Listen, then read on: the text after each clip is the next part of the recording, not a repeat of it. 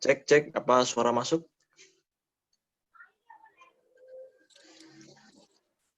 Ya, mungkin langsung dibuka saja. Kebetulan Ustadz Abu Umair sudah datang. Ya, bismillahirrahmanirrahim. Assalamualaikum warahmatullahi wabarakatuh. Alhamdulillah, kita dapat jumpa kembali dalam acara Kismis FKWI di hari Kamis ini. Oke, untuk kajian Kismis pada hari ini akan dibawakan oleh Ustadz Abu Umair yang berjudulkan tentang sirah dari Muhammad Al-Fatih, sang penakluk Konstantinopel. Sebelum kita memulai Kismis ini, mungkin saya bisa membacakan CV dari Ustadz Abu Umair. Beliau sendiri merupakan alumni dari UMS dan menempuh S1 di Universitas Muhammadiyah Surakarta dan dilanjutkan di sekolah Al-Madinah International University untuk menempuh Master of Dakwah dari S1 sampai S2 dan dilanjutkan S2 di UI Master Pendidikan. Untuk mempersingkat waktu, mungkin untuk Ustadz Abu Umair, waktu dan tempat kami persilahkan.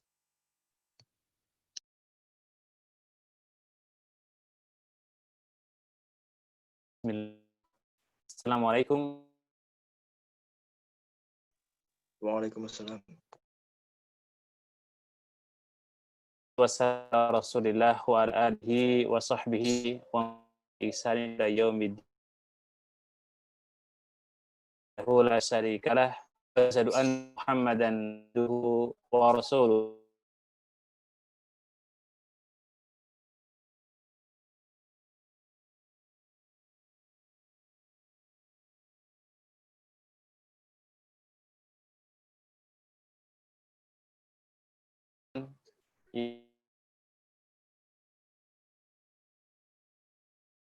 Wa khalaqa minha zawjaha wa batha minhuma rijalan katsiran wa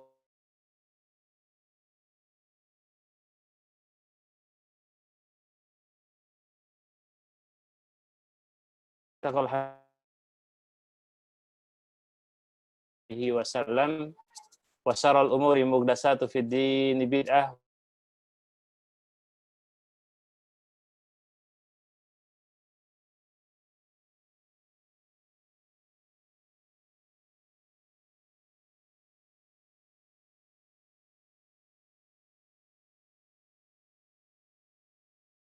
semoga kita ini senantiasa mendapatkan kebaikan dan keberkahan subhanahu.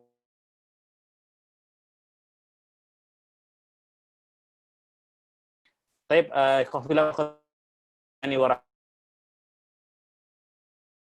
singkat ini kita memahami bagaimana kemudian salah satu sosok di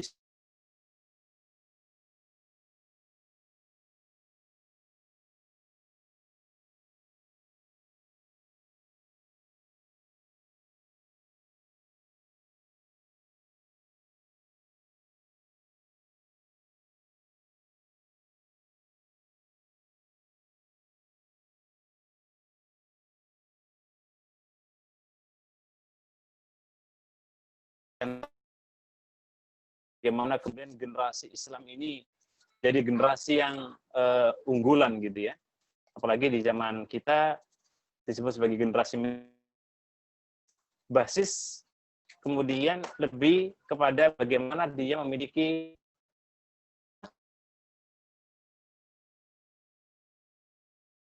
Ustaz nih kita semua bisa berikan komentar di live-kan di YouTube nggak ini kira-kira, Mas moderator? Ya Ustadz, ini seharusnya bisa di-share di YouTube ini Ustadz. Atau mungkin untuk mungkin ini rekamannya nanti untuk share YouTube-nya setelah kajian ini Ustadz. Ya.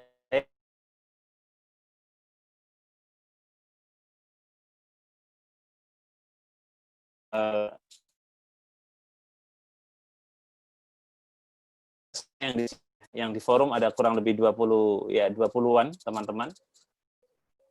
Coba berikan komentar antum, kalau ada pertanyaan seperti ini, apa yang antum berikan jawaban? Saya ingin tahu di komentar, silakan diberikan komentarnya. kemana kita habis dan sore ini, berikan komentar antum semua, masa muda kalian mau dihabiskan kemana? Itu satu. Yang kedua, Ustadz ingin mendengar juga, kira-kira bidang ilmu apa yang akan kita inginkan dalam hidup ya. Saat ini studinya di Fakultas Ekonomi semua Mas ini, teman-teman. Non saya Ustadz ini kebanyakan dari FK Ustadz, Fakultas Kedokteran. Oh, Mas. Iya Ustadz.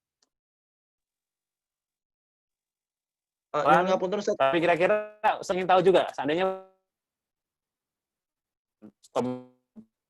terus yang berikutnya, saya juga ingin tahu apa kontribusi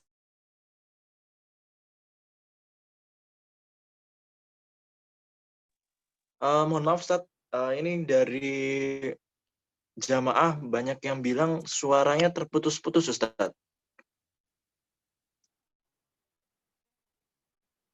Coba, gimana? Masih terputus-putus suara anak? Kalau enggak, anak ganti sinyal ini. Untuk tadi sempat tidak putus-putus Ustadz. Ini. Ya, kalau terputus, Ini putus, masih terputus-putus Ustadz. masih terputus-putus? Oke.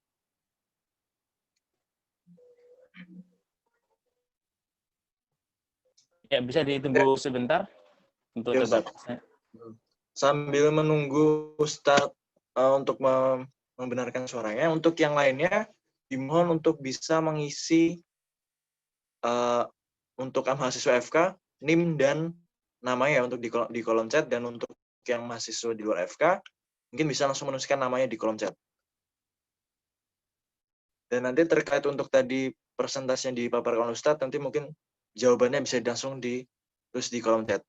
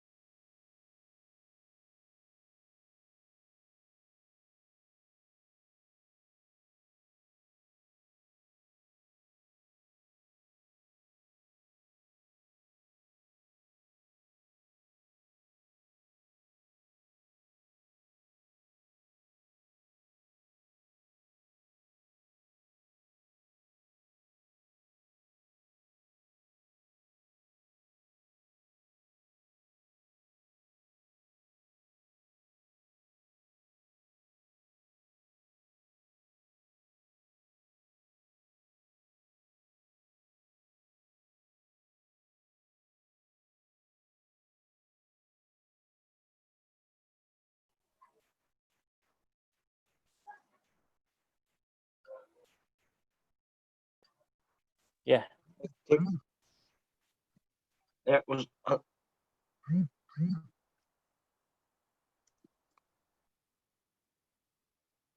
Ya, halo Ustadz.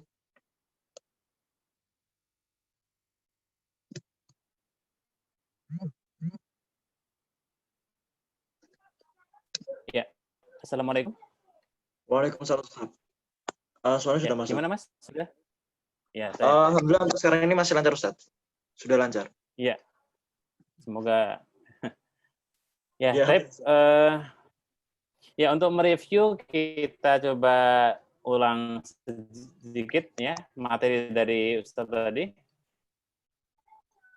Oke. Teman-teman sekalian, para ikhwah wal akhwat rahimani wa rahimakumullah. Ya, tadi Ustaz sampaikan bahwa seleksi zina, bahwa Ustaz tanya di kita semua ini, Ya, silakan berikan komentar di chat di Zoom. Ya. Di pertanyaan pertama adalah kemana kita habiskan masa muda? Kemudian bidang ilmu yang kita inginkan, yang ingin kita kuasai. Ya, walaupun semua ada di faktor, ya, tapi bisa ingin tahu kira-kira bidang apa yang memang benar-benar antum ikut. Kalau kedokteran, terserah, jelas apa yang antum harapkan. Yang berikutnya, apa kontribusi kita untuk umat Islam? Ya, ya silakan berikan komentar antum semua di kolom chat. Nah, ya sembari nunggu teman-teman memberikan komentar, saya sambil lanjutkan ya. Saya kasih waktu 3 menitan sambil nunggu teman-teman. Silakan diberikan komentarnya terkait 3 pertanyaan sebagai pengantar atau mukaddimah. Baik, kembali ke materi ya.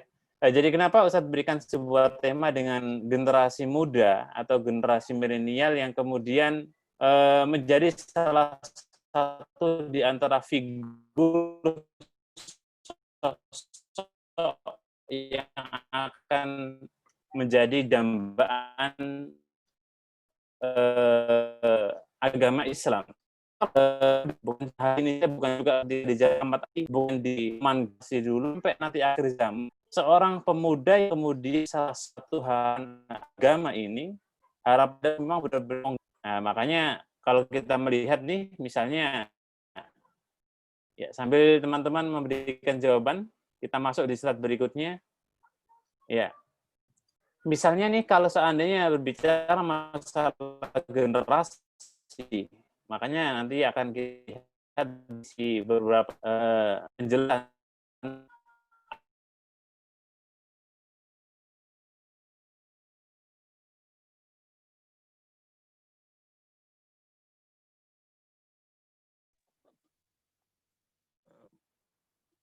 Mohon maaf, Ustaz, suaranya tidak masuk sepertinya.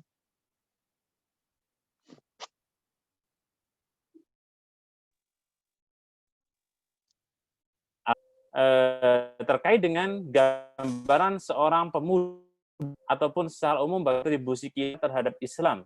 Allah berfirman, "Nahnu naqussu 'alaika naba'ahum bil haqq. Innahum fityatun ihim wazid." Walaupun ayat ini memang dituju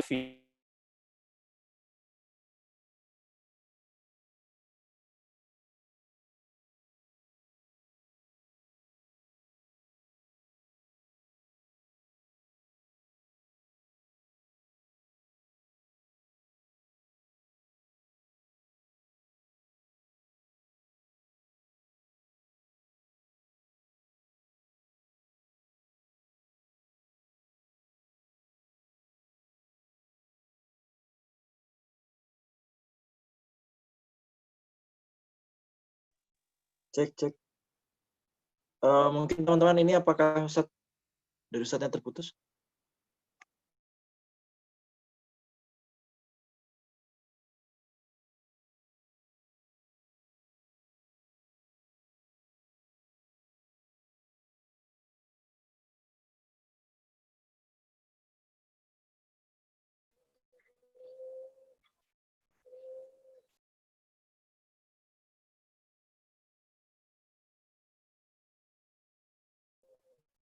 Ya, baik.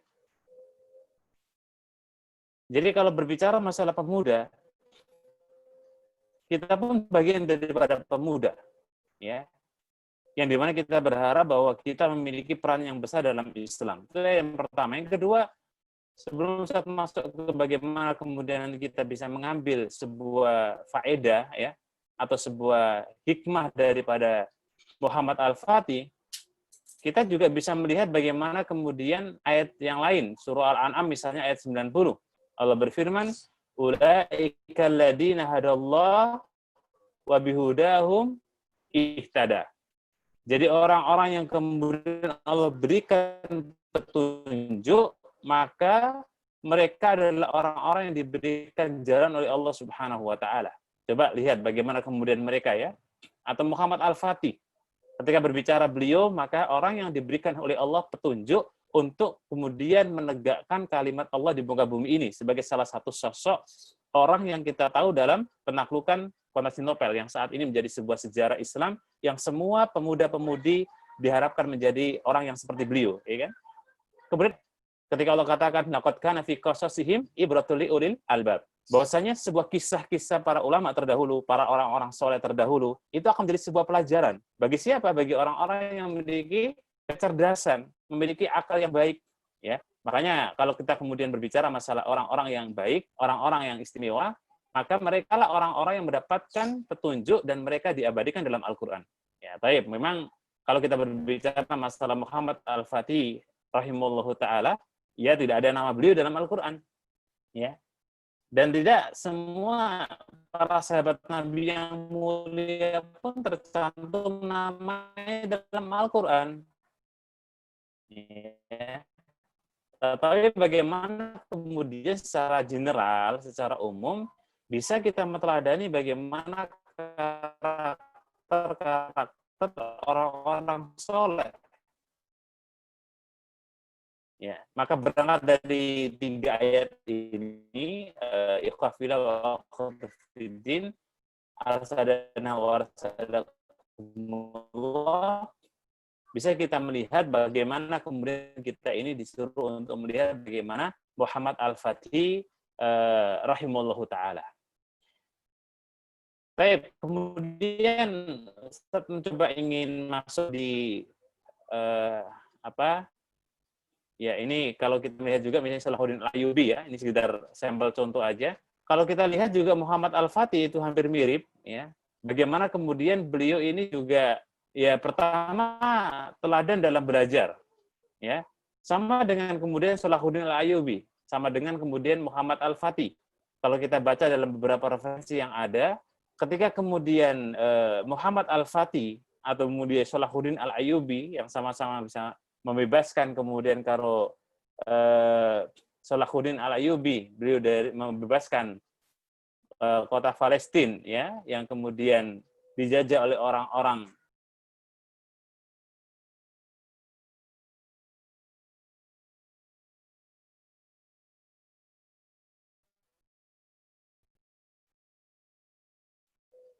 Afwan terputus.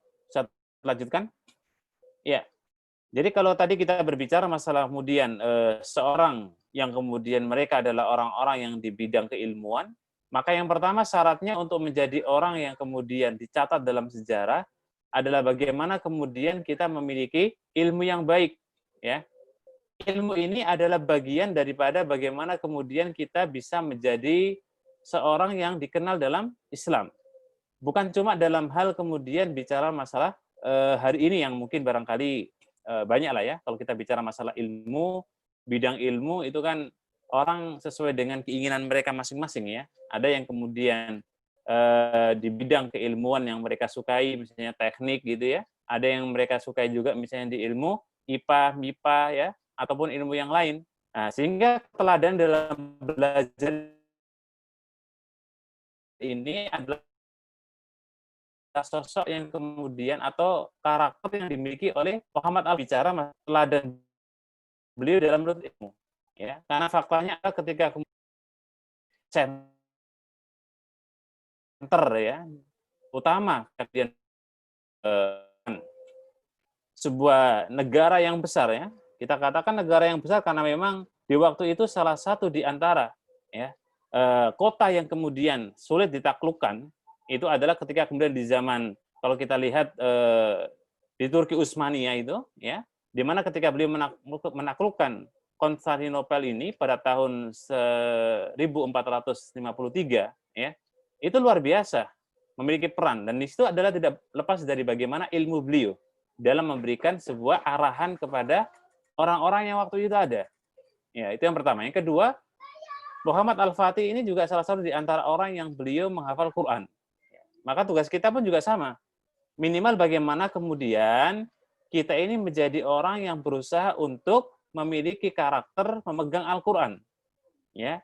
Karena Al-Quran adalah bagian daripada hal yang kemudian tidak bisa terpisah dalam diri orang yang soleh.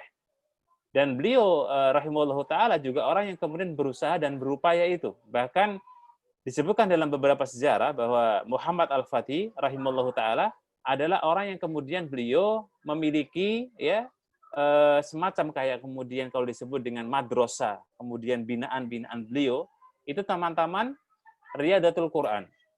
Taman-taman bagaimana kemudian Al-Quran itu hidup di situ. Yang berikutnya bisa kita lihat ya, ciri khas daripada Muhammad Al-Fatih adalah seorang pejuang tangguh. Ya, bayangkan saja bagaimana tidak ketika Muhammad Al-Fatih ya rahimallahu taala ini beliau menjadi salah satu penakluk yang kemudian dikenal dalam sejarah, yang karakteristiknya ini adalah luar biasa sebagai seorang pejuang, dan seorang muslim pun harus demikian. Ya kalau di sini konteksnya kita semua yang di sini adalah seorang thalabul ilmi, seorang pelajar mahasiswa-mahasiswi, ya paling tidak minimal bagaimana kita mengamalkan atau kita berupaya untuk senantiasa menjadi pejuang-pejuang dalam belajar, ya. Itu luar biasa. Ya mungkin dengan tidak mengabaikan amanah ketika kita kuliah, tidak mengabaikan amanah ketika kita kemudian belajar, ya. Ada sebuah tanggung jawab yang harus kita miliki di saat kemudian amanah itu kita emban.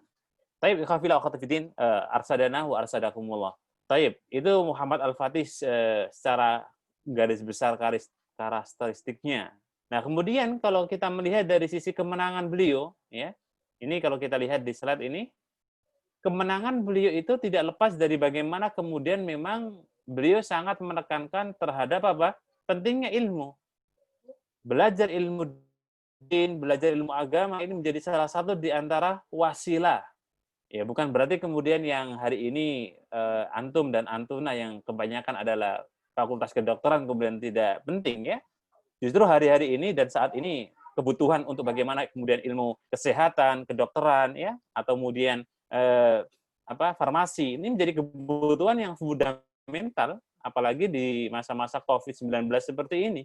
Tapi yang jelas, kalau berbicara masalah kemenangan, kita merujuk dalam Al-Quran, bagaimana pentingnya ilmu adalah ingtang surullaha yang surkum, wa yusabbit aqdamakum, ya. Ketika kita menolong agama Allah Subhanahu wa taala, maka Allah Subhanahu wa taala akan tolong kita.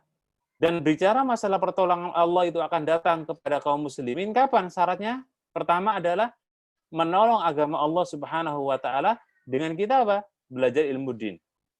Dan ingat ikhwafillah wa akhwatifiddin, bicara bagaimana kemudian ilmu agama ini, ya. Mungkin kalau kita bisa melihat diri kita masing-masing hari ini, salah satu kebaikan itu ada dalam bagaimana pemahaman agama yang baik, ya. Nabi kita bersabda, "May yuridillahu khairan bihi yufaqihu fiddin." Barang siapa yang dikehendaki oleh Allah kebaikan, maka dia akan dipahamkan, akan dimudahkan, ya, jalan untuk menuju surga. Seperti hari ini, Masya Allah, ya, barakallahu fikum, ya, teman-teman yang sudah bergabung kurang lebih ada ya 30-an, ya, mahasiswa-mahasiswi. Ini saya kira adalah salah satu di antara bagian upaya untuk kita ini menjadi orang yang kemudian perhatikan ilmu. Walaupun di tengah kesibukan antum, di tengah kesibukan aktivitas kuliah antum, tugas antum, tapi bisa menyempatkan. Ini kan bagian bagaimana kemudian Allah akan berikan ya ada kemenangan bagi diri kita. Minimal kalau kita tidak melawan musuh-musuh yang nyata, ya, yang benar-benar real, megang senjata, minimal kita adalah melawan musuh-musuh Allah dari bentuk syaitan, bentuk kemalasan. Itu oleh karenanya, ketika bicara masalah kemenangan Muhammad Al-Fatih di waktu itu, karena beliau sangat menekankan bagaimana belajar ilmu agama. Baik, kemudian yang kedua, poin yang kedua adalah as-saja'ah. Kalau kita melihat bagaimana figur Muhammad Al-Fatih, beliau memiliki sifat keberanian yang sangat luar biasa. Makanya di sini, bagi antum dan antuna yang sudah mengikuti nanti kajian kita terkait dengan Muhammad Al-Fatih ini, kita berharap semoga ada muncul keberanian-keberanian, minimal adalah mengatakan al-haq itu hak, al-batil itu batil. Ya, dan kaidah memang mengatakan kebenaran itu luar biasa berat, ya. Bahkan Nabi katakan dalam sebuah hadis, "Qul haqqa walau kana murran," kan gitu. Katakanlah kebenaran walaupun itu pahit, walaupun itu tidak menyenangkan, walaupun itu barangkali menyakitkan orang lain dalam versi orang lain, ya. Tapi kalau kita sampaikan kebenaran, al-haq itu hak, karena keberanian kita itu sudah menjadi sebuah kemenangan, ya. Kunci daripada kemenangan adalah menyampaikan keberanian al-haq itu hak, al-batil itu batil. Loh, walaupun teman kita Ustadz misalnya gitu ya, mungkin di antara para ikhwah dan akhwat, di para mahasiswa nih, pastinya tidak lepas dari ya apa ya, kemaksiatan, dosa gitu. Ketika ada teman kita yang misalnya condong berbuat kesalahan, condong berbuat maksiat, tugas kita apa? Tawasau bil haqq wa tawasau bis sabr. Tugas kita mengingatkan ya teman-teman kita yang misalnya dalam kondisi condong kepada keburukan, condong pada maksiat, kita ingatkan. Terus kita ingatkan, ada sebuah keberanian di situ.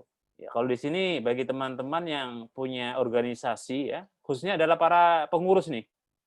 Khususnya para pengurus ketika memiliki wewenang yang penuh, maka memiliki keberanian hukumnya wajib. Ya. Makanya dalam sebuah hadis Nabi katakan apa? Seperti Muhammad Al-Fatih juga sama. Ya. Ketika beliau melihat kemudian di antara pasukan-pasukannya ada yang kemudian berbuat kemaksiatan, beliau ingatkan dengan teguran yang keras, bahkan kemudian dengan perbuatan. Dalam sebuah hadis Nabi katakan, "Man ra'a minkum munkaran falyughayyiru biyadihi." Barang siapa di antara kalian yang melihat ada kemungkaran, ya, dimanapun itu, bisa mungkin di kampus kita, mungkin di kelas kita belajar, mungkin di organisasi kita berorganisasi, mungkin kemudian di masyarakat, di kos, ya, ataupun di mana-mana. Maka Nabi katakan, falyughayyiru biyadihi. Rubahlah kemungkaran tersebut dengan apa? Kekuasaan kita, dengan tangan kita.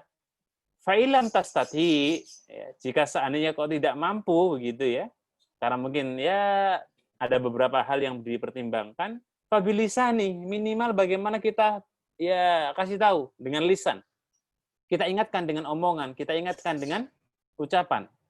Fa'ilam tastati fabiqalbi. Kau juga tidak berani gitu misalnya. Ya, saya kira kalau seorang pemimpin, apalagi teman-teman yang di organisasi ya yang hari ini mungkin di bagian kismis sebagai struktural pengurus ya harus diingatkan. Jangan sampai fabiqalbi gitu. Jangan sampai kemudian apa? Di hati, walaupun kategori hati itu adfaul iman ya, selemah-lemah iman dalam masalah apa? Kemungkaran. Baik, jadi Muhammad Al-Fatih mendapatkan kemenangan, ingat apa? Keberanian. Jadi keberanian ini menjadi salah satu di antara tonggak utama. Kalau nggak berani, ya akan sulit mendapatkan kemenangan. Yang berikutnya, Muhammad Al-Fatih ini mendapatkan kunci kemenangan adalah dari sebuah al-yakin. Ya, al-yakin itu artinya apa? Sebuah keyakinan yang kuat. Sebuah apa? Tekad yang kuat.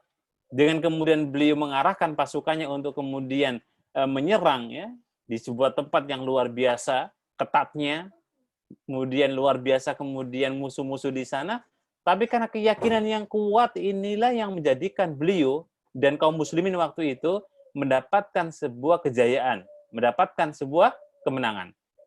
Sama dengan kita ikhwah fillah wa akhwat fiddin, ya. Misalnya hari ini ya, bagi teman-teman yang hadir hari ini, ketika kita kemudian memiliki sebuah keyakinan yang kuat, misalnya untuk bisa belajar di Fakultas Kedokteran dengan berhasil, misalnya targetnya berapa tahun nih, ya teman-teman misalnya targetnya katakanlah ya 3 tahun setengah misalnya atau 4 tahun gitu, disambil dengan belajar ilmu agama, targetnya misalnya ingin tuntas ya minimal nahwu shorof misalnya ya, atau misalnya percakapan bahasa Arab, atau mungkin dalam ilmu hal yang lain, dalam ilmu agama yang lain, selesai baca kitab misalnya Qawaidul Arba, salah satu usul gitu, kok tuntas, kemudian juga sarjana kedokterannya tuntas dengan nilai yang terbaik, maka itu luar biasa. Tanamkan di situ akan apa? Sebuah keyakinan. Kalau kita bisa. Kita kan punya kaidah ya dalam hadis Nabi Shallallahu Alaihi Wasallam, manjada wajada. Itu kan ada sebuah modal apa ya? Keyakinan. Barang siapa yang bersungguh-sungguh, pasti dia akan mendapatkan.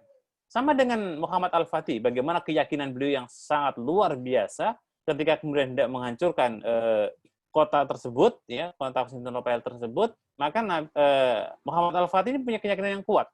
Ya, tanpa keyakinan maka akan berat. Ya, baik. Jadi dari 3 tanda kemenangan beliau itu bisa kita lihat ilmu untuk sebagai pondasinya, sebagai bentuk bagaimana kemudian apa wadahnya, keberanian ini sebagai kemudian fisiknya, bentuk real perbuatan, kemudian keyakinan adalah bagaimana menggerakkan hati itu.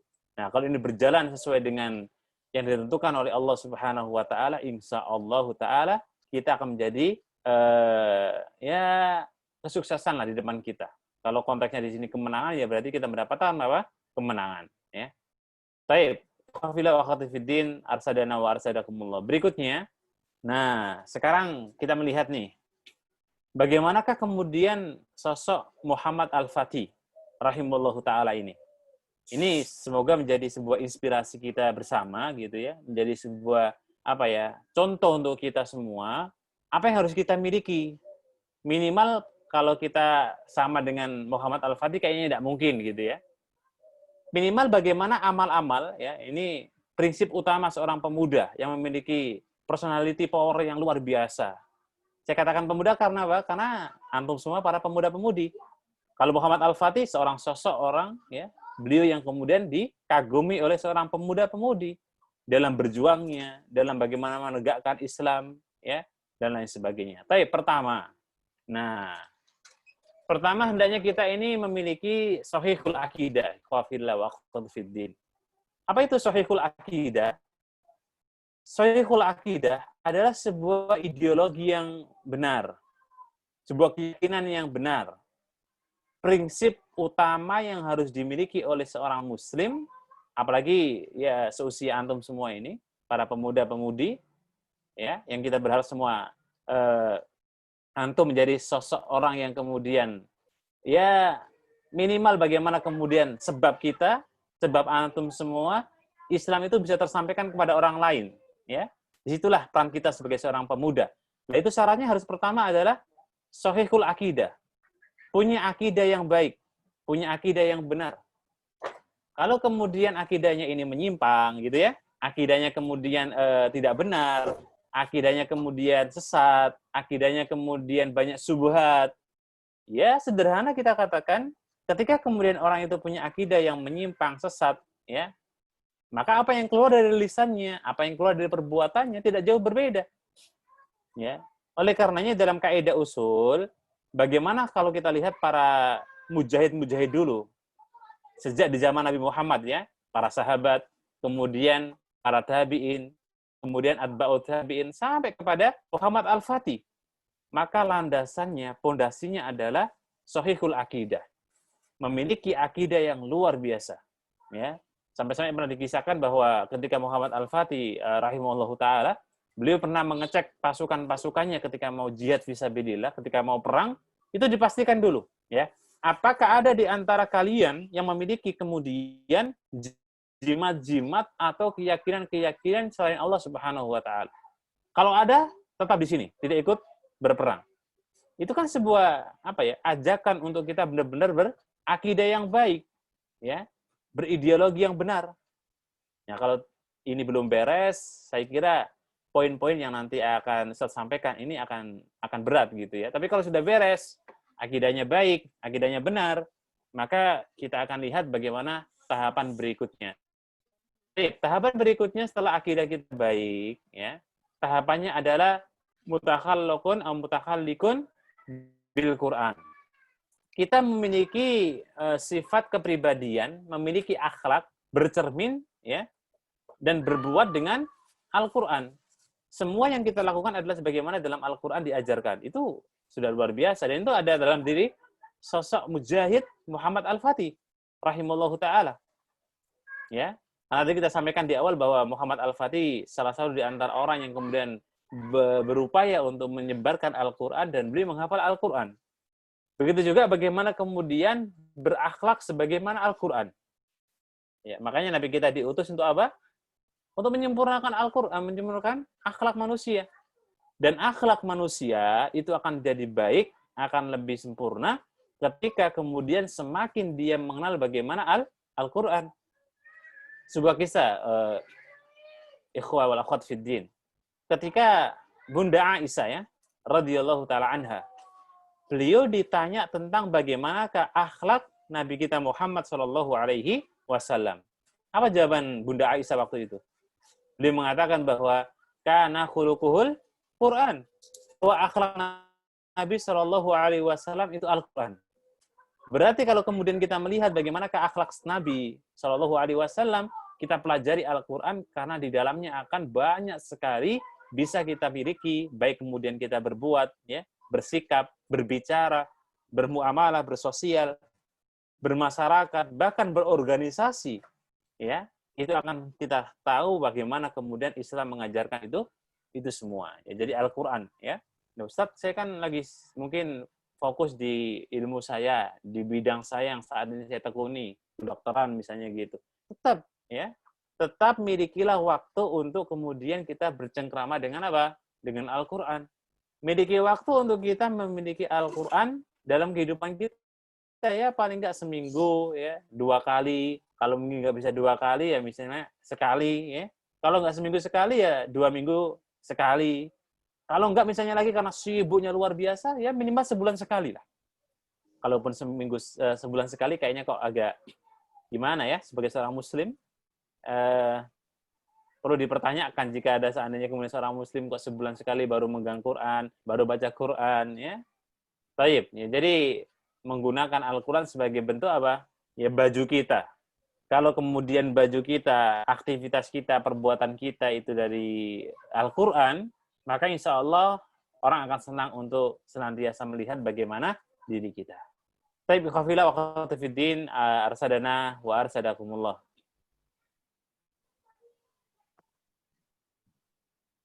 Mohon maaf Ustadz, sebelumnya. Untuk ini PPT-nya Ya. di kami tidak berbahasa Latin, Ustadz. Oh, insya Allah. Bentar. Ya, Ustadz.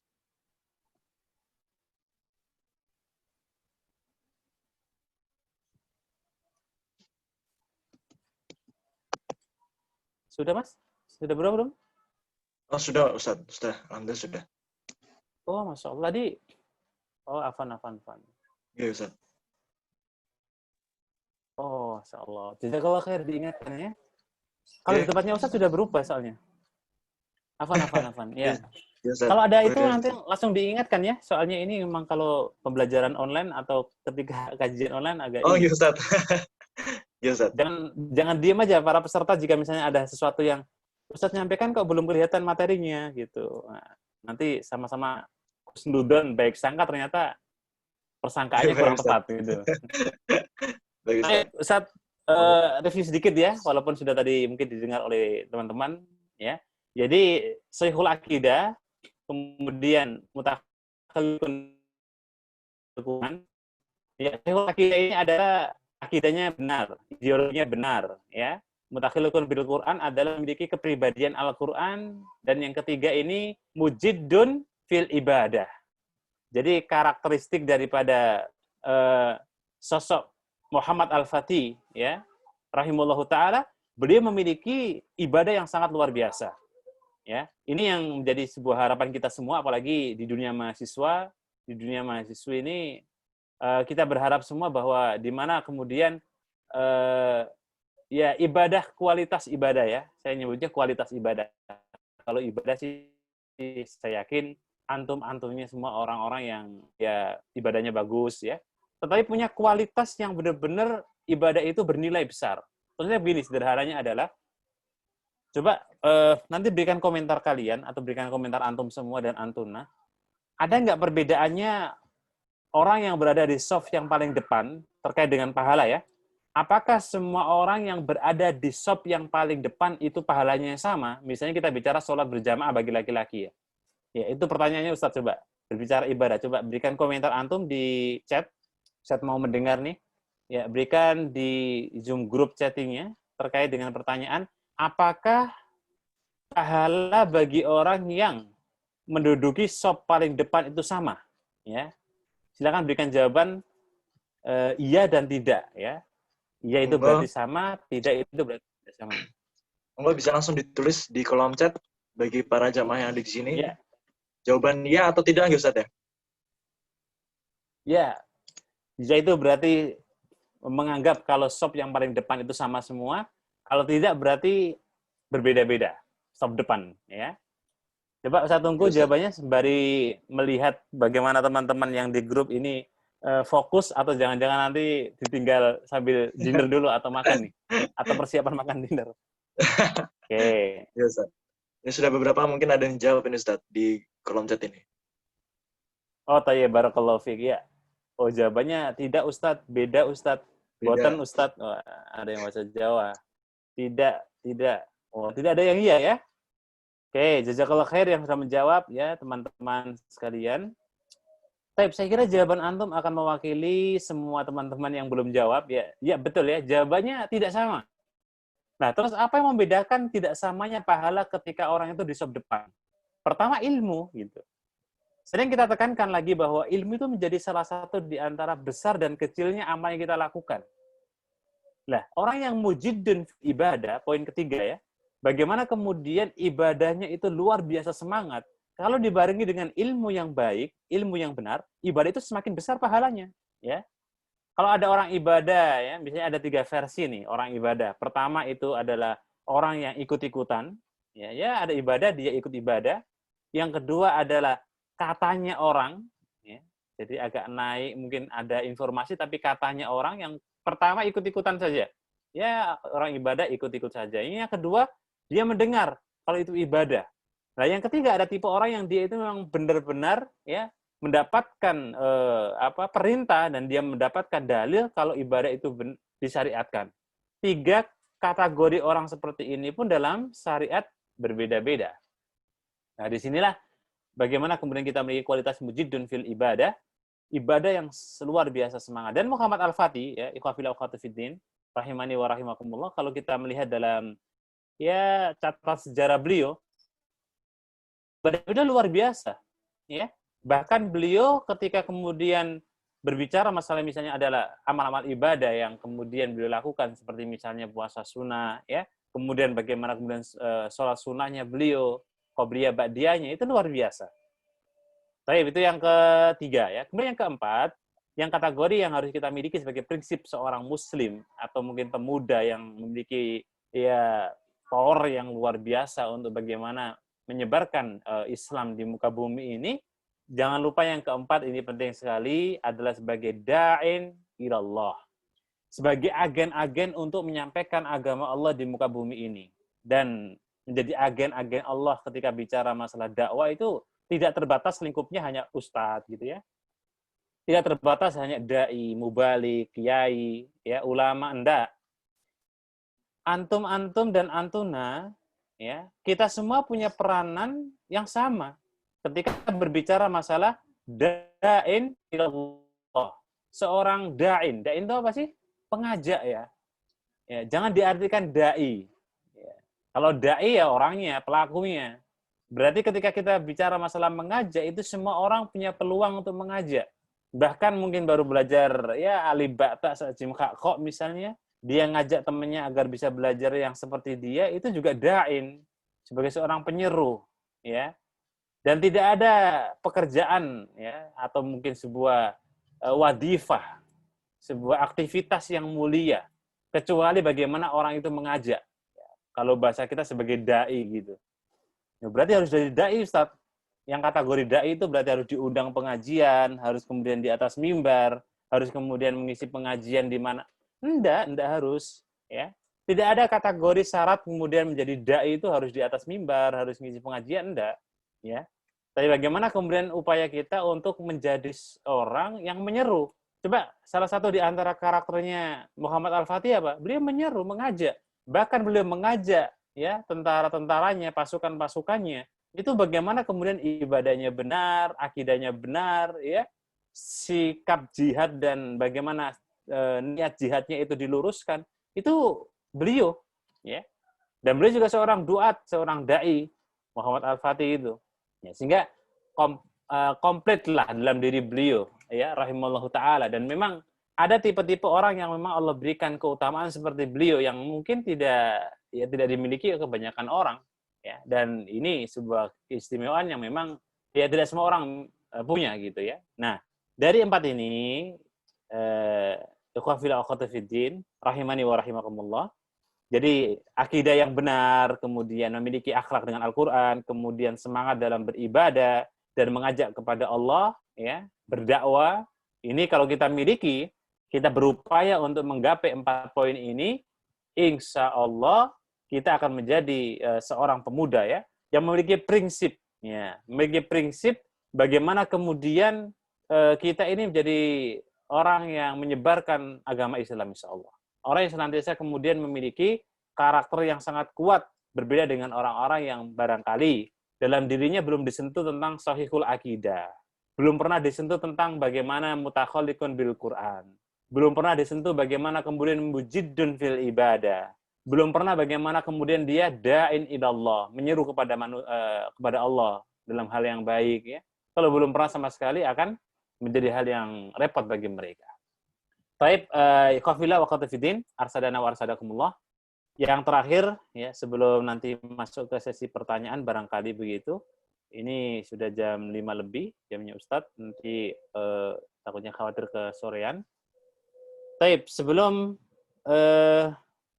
terakhir, ya ada sebuah tagline begitu.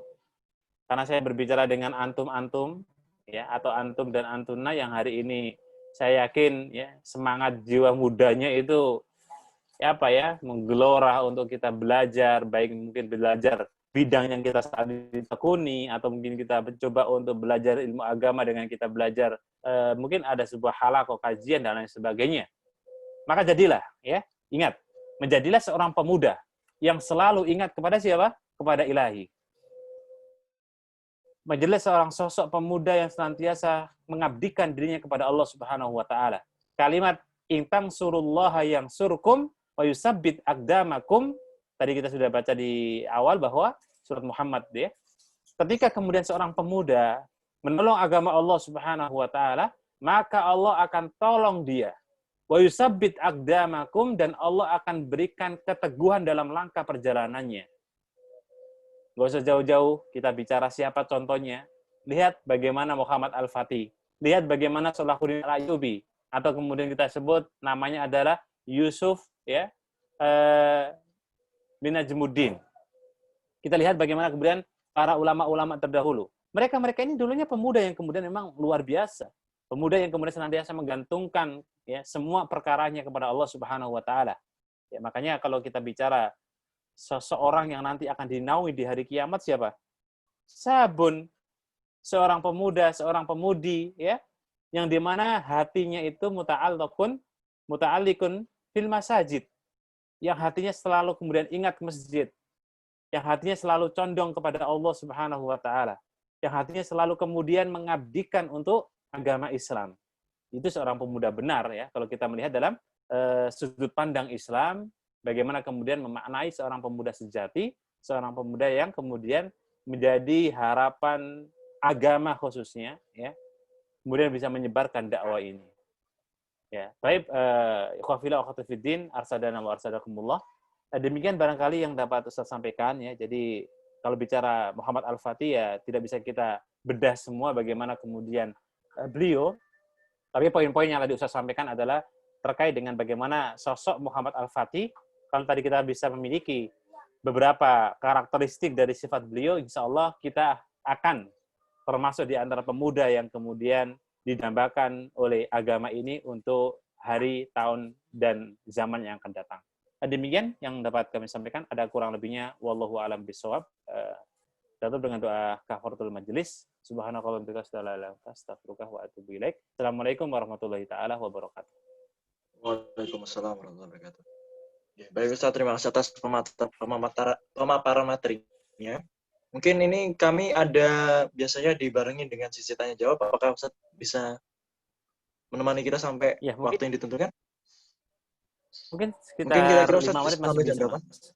5 menit nggak Ustaz? Ya, sampai mungkin 5 menit. Untuk, ya, 5 menit ke depan barangkali. Ya, mungkin sempat 1-3 pertanyaan mungkin ya. Monggo silahkan bisa. Pada para jamaah mungkin bisa langsung menonaktifkan, men-unmute dirinya sendiri dan atau menuliskan pertanyaan di kolom chat yang sudah disediakan. Ya, mumpung waktunya masih ada.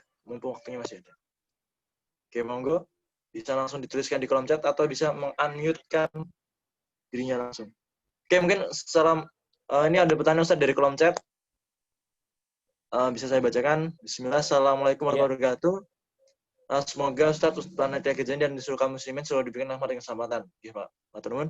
Menasihatnya Ustaz, di mana di masa muda yang masih sangat senang dan pujian seringkali mengurungkan suatu amal atau beramal karena mengutamakan pujian manusia. Saya mau nasihatnya Ustaz agar senantiasa mengharap wajah Allah dan tidak takut dengan celaan manusia. Jazakumullah khair wal barakatuh. Ya, monggo Ustaz bisa langsung dijawab.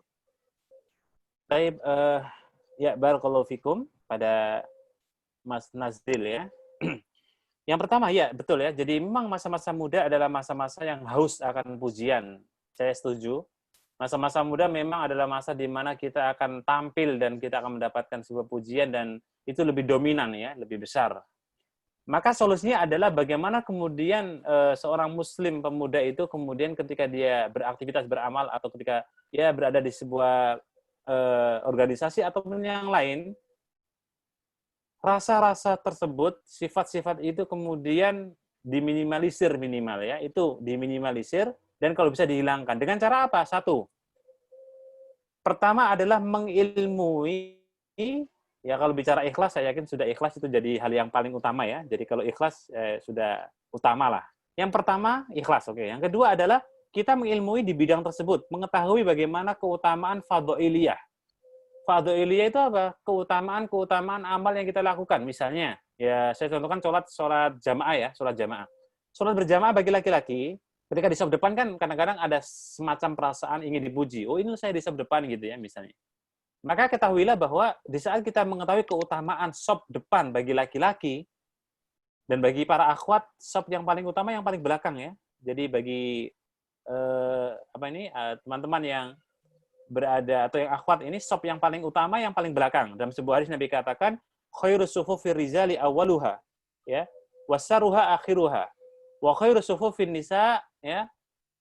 Sebaik-baik saf laki-laki itu adalah saf yang paling depan dan yang paling buruk bagi laki-laki adalah yang belakang. Sedangkan bagi perempuan saf yang paling baik yang belakang, yang paling buruk yang paling depan. Nah, kalau kita tahu keutamaan ini, yang kedua paling enggak kita itu tidak ada ingin dipuji, ya karena ada sebuah keutamaan di situ. Ya. Yang ketiga yang bisa kita lakukan adalah ketika muncul sifat seperti itu, ada senantiasa kemudian kita mendekatkan bagaimana kemudian kita melihat orang lain ketika mereka beramal. Artinya ketika ada orang yang lebih soleh mungkin, ada yang lebih taat mungkin, ya kita melihatnya adalah orang-orang ini yang menjadi acuan, ya. Sehingga ketika ada orang yang lebih soleh, lebih rajin, lebih taat, ini akan membuat kita termotivasi untuk kemudian lebih baik lagi. Tidak memikirkan pujian-pujian dan tidak terlintas untuk kita menjadi orang yang ingin dipuji. Walaupun, sekali lagi, ya ada kemungkinan sifat itu muncul, tapi ingat, diminimalisir, ya. Kalau bisa dihindari, sebisa mungkin. Dan yang keempat, yang terakhir, barangkali memintalah pada Allah Subhanahu wa Ta'ala, berdoa kepada Allah Subhanahu wa Ta'ala senantiasa kemudian agar dihilangkan rasa sifat ujub kita ini ya, ingin dipuji dan lain sebagainya. Kemudian nanti rasa takut ingin dicela manusia ya, manusiawi saya kira dicela itu adalah sifat manusiawi, tapi ingat ketakutan hal seperti ini tidak diperbolehkan ya. Ketakutan dicela oleh manusia ketika kita beramal soleh, kita berbuat baik tidak diperbolehkan. Nah, itu akan nanti jatuhnya adalah perbuatan dosa. Nah, wallahu a'lam bishawab. Oke. Terima kasih Ustaz atas jawabannya. Ini ada pertanyaan lagi Ustaz. Kebetulan nih akhwat yang nanya berkaitan tentang mengenai agen penyeru agama Allah. Apakah sebagai seorang perempuan yang kadang malu untuk share secara publik, yakni adalah jenisnya, lalu memilih untuk menyeru kepada muslimah saja, itu apakah sudah cukup Ustaz? Ya, barakallahu fiik. Ya, sebagai agen menyeru agama Allah, saya kira adalah tugas kita semua untuk ya. Jadi bicara masalah sebagai da'in tadi ya, kalau bahasa yang keempat itu adalah istilah da'in ilallah, sebagai agen-agen penyeru agama Allah, maka ya kepada laki-laki pun juga sama. Ketika mereka berbuat dosa atau ketika mereka berbuat salah, kita ingatkan. Ataupun seandainya pun tidak berbuat dosa, tidak berbuat salah, kalau kita ingin menyeru, ajak semua. Bunda Aisyah, ya, seorang wanita, seorang sahabiah, ulamanya para sahabat Nabi, itu beliau wanita. Tapi beliau menjadi gurunya para sahabat Nabi Shallallahu Alaihi Wasallam. Dan beliau pun juga mengajak bagaimana kemudian sahabat-sahabat waktu itu untuk ya beramal soleh. Cuma memang beda kondisi. Artinya ketika di zaman hari ini, ya ketika seorang akhwat kemudian dia menyeru, mengajak kepada ikhwan itu, ya kita khawatirnya nanti ada semacam kayak kemudian ya diartikan dengan arti yang lain. Atau kemudian ada bisikan-bisikan setan yang kemudian membuat hatinya ini condong dan lain sebagainya. Ya ala kulli hal tidak ada pembatasan, tidak ada perbedaan gitu ya. Jadi kalau akhwat mau menyeru pada yang ikhwan, mengajak pada manusia pada umumnya, ikhwan akhwat, laki-laki perempuan, itu kewajiban kita semua. Tapi kalau memang dianggap lebih nyaman kepada komunitasnya, para akhwat, ya tafadhol. Tapi yang jelas tidak ada pembedaan, tidak ada perbedaan dalam kita mengajak. Ya, semua kita ajak, kita rangkul dalam kebaikan. Nah, wallahu a'lam bishawab. Ya, baik Ustaz. Ini ada lagi pertanyaan Ustaz dari kolom chat. Dari Ahwat nih Ustaz. Pertanyaannya, saat ini pandangan akan pemuda sukses itu yang dapat memenuhi kebutuhan eksistensinya di masyarakat, misalkan dalam pekerjaan, status sosial, status ekonomi, jabatan, dan ketenaran. Bagaimana pandangan dari Pak Ustadz mengenai tujuan hidup tersebut? Apakah pemuda muslim harus menghindari hal-hal tersebut? Baik. Ya, barakallahu fiik, pertanyaannya luar biasa bagus. Ya, tidak kita pungkiri juga hari ini dan saat ini orientasi seorang pemuda-pemudi ya, itu mungkin lebih ke materi ya. Ya, hampirlah sebagian besar tidak kita pungkiri hal tersebut. Nah, bagaimana pandangan Islam ya? Kalau saya ditanya bagaimana pandangannya Ustadz misalnya begitu ya. Ya dilihat tujuan kita hidup gitu ya. Jadi tidak kita pungkiri bahwa kebutuhan materi, kemudian kebutuhan pangan hidup adalah ya kewajiban kita. Silakan ya, nggak ada masalah. Yang istilahnya kalau mau orientasi atau berkeinginan untuk menggapai dunia silakan, tapi jangan lupa. Ya, makanya Allah katakan apa? Ketika kita bicara masalah kehidupan dunia ini, akhirat itu lebih utama, tapi walatansa nasibaka minad dunya. Memang jangan lupa bagaimana porsi kehidupan kita di dunia. Tapi ingat, jangan sampai kita jadikan ya dunia ini sebagai akbaru hamina, kan gitu ya. Itu kan doa Nabi. Yang Nabi katakan, ya Allah, ya jangan engkau jadikan dalam hati kami dunia itu sebagai obsesi, sebagai tujuan utama. Jangan. Ya. Ya, sehingga kalau bicara masalah, misalnya ada seorang pemuda yang demikian, ya kita khawatirkan, kita takutkan dia termasuk di antara orang yang masuk dalam lobang. Ya. Ta'isa Abdul Dinar, Ta'isa Abdul Khamilah, Ta'isa Abdul Khamisoh. Orang yang menghambakan dirinya kepada dunia, itu yang kita khawatirkan. Kalau dia bisa membagi porsi waktunya, kemudian aktivitasnya, kerjanya, saya kira hal yang wajar, tidak ada masalah dan sah-sah saja. Ya. Yang tidak boleh, yang tidak kemudian diperkenankan dan haram hukumnya adalah ketika kemudian seorang tersebut mengorientasikan secara 100% atau lebih besar daripada kehidupan akhiratnya. Nah, wallahu a'lam bishawab. Saya kira cukup begitu, Mas, dari saya. Mungkin saya juga pamit kalau dia cukup dan ya nanti bisa dilanjutkan oleh teman-teman yang sekiranya di di organisasi antum. Ya, mungkin saya cukupkan demikian. Ada kurang lebihnya, mohon maaf. Jika ada benarnya kita amalkan, kalau ada salahnya kita tinggalkan. Wallahu a'lam bishawab. Assalamualaikum warahmatullahi taala wabarakatuh. Waalaikumsalam warahmatullahi wabarakatuh. Ya, terima kasih banyak Ustaz. Jazakallahu khair. Oke. Atau nanti ya Mas, sekiranya nanti kalau teman-teman ada yang mau tanya via ya. Sekiranya nanti kalau ada teman-teman yang tanya via chat WhatsApp ke antum, bisa nanti juga ke saya di share aja. Nanti kalau saya bisa jawab, saya sampaikan via WhatsApp aja. Barangkali ada yang mau menanyakan. Oke, Pak Ustaz. Insya Allah saya akan lakukan nanti. Oke. Terima kasih banyak Ustaz. Ya, alhamdulillah kajian Kismis pada hari ini telah selesai. Dan terima kasih kepada seluruh jamaah yang sudah mengikuti dari awal sampai akhir dan atas pertanyaan yang telah disampaikan tadi. Dan mungkin untuk tadi melanjutkan dari Ustadz Abu Maher yang ingin bertanya, langsung bisa ditulis di kolom chat, nanti bisa saya sampaikan ke Ustadznya langsung. Oke. Sekian cukup sekian, alhamdulillah sudah selesai. Kita tutup dengan bacaan hamdalah dan al-kafatul majelis. Alhamdulillahirabbil subhanallah wa bihamdika asyhadu an la ilaha illa anta astaghfiruka wa atubu ilaik. Jika saya ada salah, saya mohon maaf. Assalamualaikum warahmatullahi wabarakatuh.